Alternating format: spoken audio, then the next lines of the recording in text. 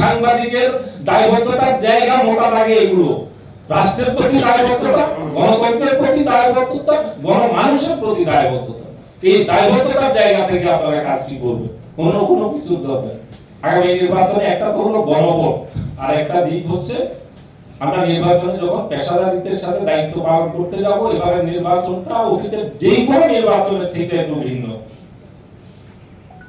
এই প্রেক্ষাপটে আমি এই নির্বাচন কমিশনের সাথে আমার কাজ করার সুযোগ হয়েছে বিচারপতি আব্দুর রৌফের সময়।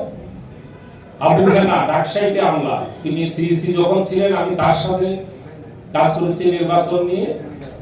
পরবর্তীতে এমএসআই এর সাথে আমার কাজ করার সুযোগ হয়েছে। অল্প কিছুদিন বিচারপতি আজিজ সাহেব, যিনি খুব আলোচিত ছিলেন, তার সাথেও আমি কাজ করেছি।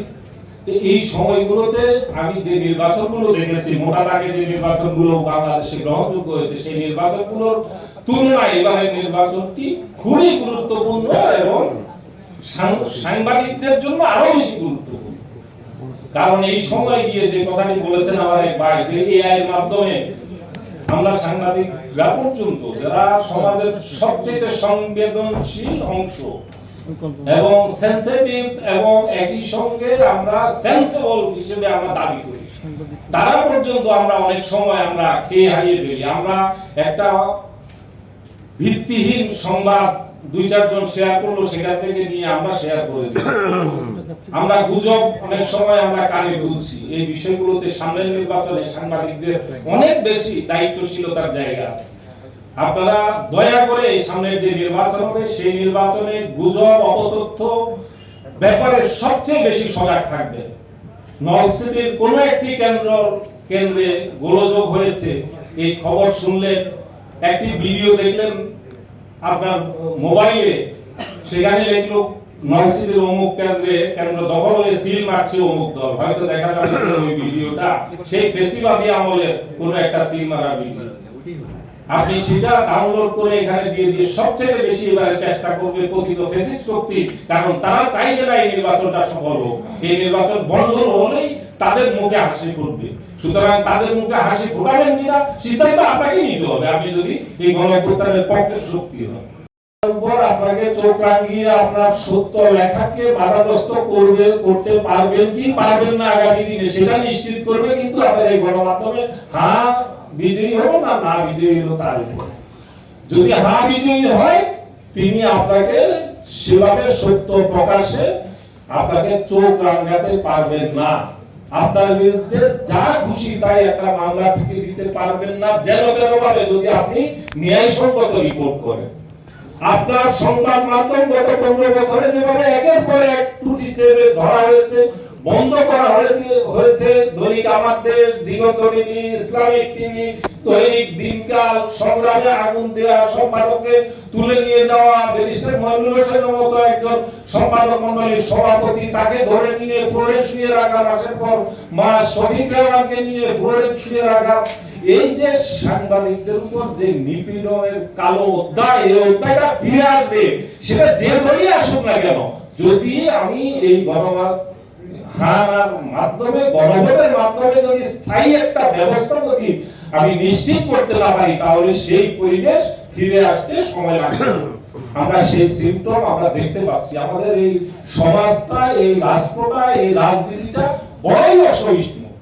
সামান্য একটি বক্তব্য, 3 মিনিটের একটি বক্তব্যকে কেন্দ্র করে কি পরিমাণ অসহিষ্ণু আচরণ করা হচ্ছে আমরা সামাজিক যোগাযোগ মাধ্যমে দেখতে পাচ্ছি। একজন সম্পাদক 3 মিনিটের একটা বক্তব্য রেখেছে, সেখানে মেবি শব্দগত বাক্যগত একটু বিচ্যুতি থাকতে পারে, কিন্তু যেভাবে সামাজিক যোগাযোগ মাধ্যমে হামলে পড়েছে, এই অসহিষ্ণুতা আমরা সবাই যারা সামনের নির্বাচনে ক্ষমতায় যেতে আগ্রহী, ক্ষমতার ব্যাপারে উৎসাহী, তাদের প্রত্যেকটা দলের মধ্যে, এই কর্মীদের মধ্যে, শীর্ষ পর্যায়ে হয়তো দেখছি না, কিন্তু কর্মীদের মধ্যে আমরা দেখছি।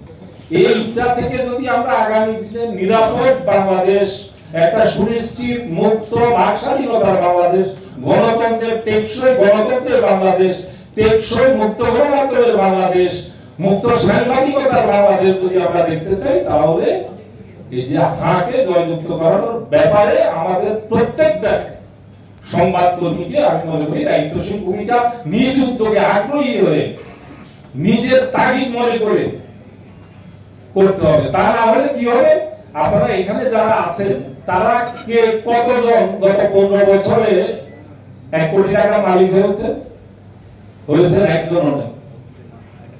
5 কোটি টাকা 10 কোটি টাকা ঢাকা শহরে একটি প্লটের মালিক হয়েছে হন নাই। পূর্বাঞ্চলে প্লটের মালিক হয়েছে যেটার দাম এখন 50 কোটি টাকা হন নাই। কিন্তু আপনাদের মাথার উপর ঢাকায় যারা আছে তাদের অনেকেই একটি কর্পোরেট হাউসের মালিক। এই গণঅভ্যুত্থানের 3 দিন আগে তৎকালীন ফ্যাসিস্ট প্রধানমন্ত্রীর সামনে দাঁড়িয়ে বলেছে যে আপনি সবকিছু বন্ধ রাখেন 1 মাস। আমরা গত 14 বছরে আমার সম্পদ, আমার ব্যবসা 14 গুণ বেড়েছে।